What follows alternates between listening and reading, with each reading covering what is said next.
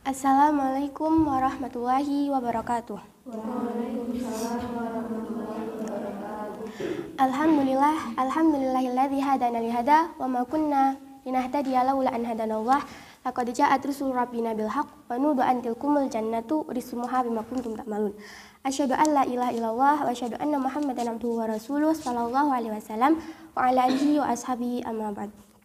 Pertama-tama, marilah kita panjatkan puja dan puji syukur atas kehadirat Allah Subhanahu wa Ta'ala yang telah memberikan nikmatnya pada pagi hari ini, sehingga kita bisa berkumpul di aula ini tanpa ada halangan suatu apapun.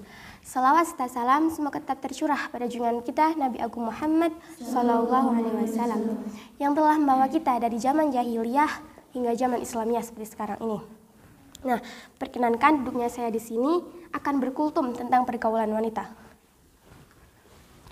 Sebagai makhluk sosial, manusia memerlukan pergaulan, dan Islam mengatur pergaulan untuk wanita muslimah dengan pergaulan yang baik, yang bersih, yang aman, yang mulia. Islam yang bijaksana tahu betul akibat atau dampak yang akan terjadi dengan pergaulan yang tidak baik, yang tidak bersih, dan yang tidak mulia, baik dampak bagi kehidupan individu maupun umat. Interaksi dan komunikasi antara laki-laki dan wanita sebenarnya boleh-boleh saja dengan syarat keduanya berada dalam pagar syariat. Namun, jika salah satu atau keduanya berusaha keluar dari pagar syariat, maka komunikasi dan interaksi diharamkan. Allah Subhanahu wa Ta'ala berfirman dalam Quran surat Al-Isra ayat 32, A'udzubillahi minasyaitonirrajim, wala taqrabuz zina innahu kana fahisyatan wa sa'a sabila. Dan janganlah kamu mendekati zina. Zina itu sungguh suatu perbuatan yang keji dan suatu jalan yang buruk. Oleh karena itu, Islam demikian waspada terhadap masalah pergaulan ini. Kategori mendekati zina untuk zaman sekarang ini sudah lebih canggih lagi. Misalnya ber-SMS, ber-WA dengan yang bukan mahram. Wanitanya tidak menggunakan jilbab gitu kan, terus foto nggak pakai jilbab dikirim ke siapa gitu kan. Nah, atau terus bergurau, bercanda yang berlebihan, melakukan suatu hal yang seharusnya tidak dilakukan dengan yang bukan mahram, maka hal itu sudah menjerumus kepada yang haram. Dalam hal ini, nasihat yang paling baik adalah barang siapa yang tidak memiliki hajat untuk berinteraksi dengan lawan jenis, maka menjauhinya adalah lebih baik dan selamat. Jika ada kebutuhan, wajib bagi semua kaum muslim atau muslimah untuk menetapi ketentuan syariat. Terus terdapat 5 pesan Rasulullah Shallallahu Alaihi Wasallam untuk kaum muslimah dalam pergaulan, yaitu yang pertama berhalwat. Ada yang tahu berhalwat itu apa? Nah, jadi berhalwat itu berdua-duaan. Hari ini, bercampur baurnya antara laki-laki dan wanita adalah hal yang biasa di mana-mana. Padahal, jika hanya ada berdua, laki-laki dan wanita, maka yang ketiganya adalah setan. Rasulullah Shallallahu Alaihi Wasallam bersabda, "La yakhluwanna ahadukum bimra'atin fa inna syaitana thalithuhuma." Janganlah sekali-kali salah seorang di antara kamu berduaan dengan seorang wanita, karena ketiganya adalah setan. Hadis riwayat Ahmad. Yang kedua adalah menundukkan pandangan. Pandangan manusia yang bukan mahram adalah panah-panah setan. Rasulullah Shallallahu Alaihi Wasallam bersabda, pandangan merupakan anak panah beracun dari anak-anak panah iblis. Maka, barang siapa menahan pandangannya dari kecantikan seorang wanita karena Allah, maka niscaya Allah akan mewariskan rasa manis dalam hatinya sampai pertemuan dengannya.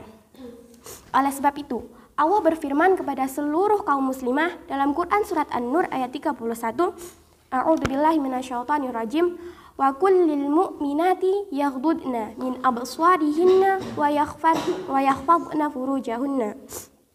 Dan katakanlah kepada para perempuan-perempuan yang beriman agar mereka menjaga pandangannya dan memelihara farji-farji mereka. Jika pandangan seseorang beradu dengan sesuatu yang haram, dengan dia tidak bermaksud untuk melihatnya, maka palingkanlah pandangannya dengan segera. awal petaka bisa terjadi karena liarnya mata dalam memandang yang tidak halal baginya. Sebagaimana yang diungkapkan oleh Ibnul Qayyim radhiyallahu anha dalam syairnya, setiap bencana berawal dari pandangan mata, sebagaimana api yang besar berasal dari percikan bara. Berapa banyak pandangan sanggup menembus relungan hati, seperti kekuatan anak panah yang lepas dari busur tali. Seorang hamba selama mengumbar pandangannya untuk memandang selainnya, maka ia berada dalam bahaya. Ia menyenangkan mata dengan sesuatu yang membahayakan hatinya. Maka janganlah menyambut kesenangan yang akan membawa bencana.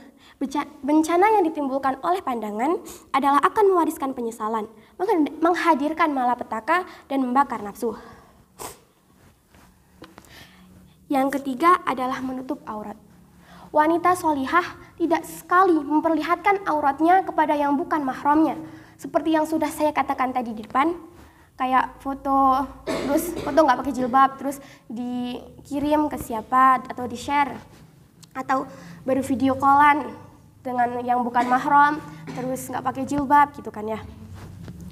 Rasulullah Shallallahu Alaihi Wasallam bersabda, wanita itu aurat. Jika ia keluar rumah, maka setan akan memerindahnya di mata laki-laki. Bahaya tidak menutup aurat bagi wanita yang tidak menutup aurat tersebut, ia akan mendapat azab yang pedih, tidak hanya di dunia tapi juga di akhirat, karena ia menjadi alasan utama tersebarnya perbuatan buruk dan keji. Jika benteng aurat ini sudah runtuh, maka akan runtuhlah benteng-benteng lainnya, dan amal-amalan solih pun akan runtuh, dan yang terakhir akan runtuhlah benteng keimanan. Yang keempat, tidak ikhtilat. Ikhtilat artinya bercampur baurnya seorang wanita dan laki-laki dalam suatu tempat tanpa ada pembatas di dalamnya, di antara mereka.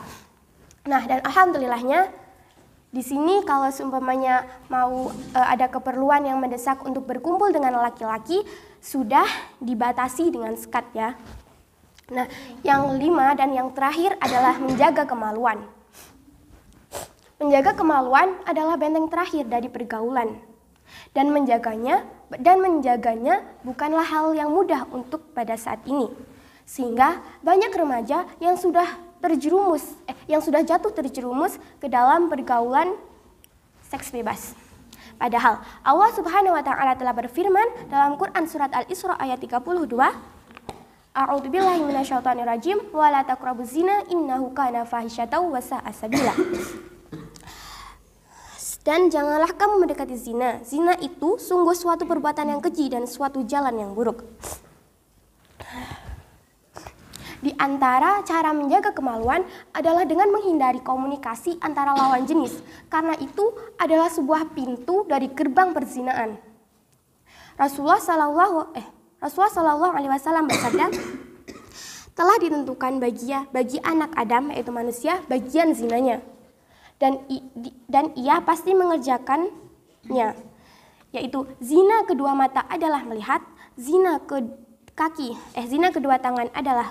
kedua telinga adalah mendengar, zina lisan adalah berbicara, zina tangan adalah memukul, zina kaki adalah berjalan, serta zina hati adalah bernafsu dan berangan-angan. Yang semuanya dibuktikan atau tidak dibuktikan oleh kemaluan. Hadis riwayat Al-Bukhari.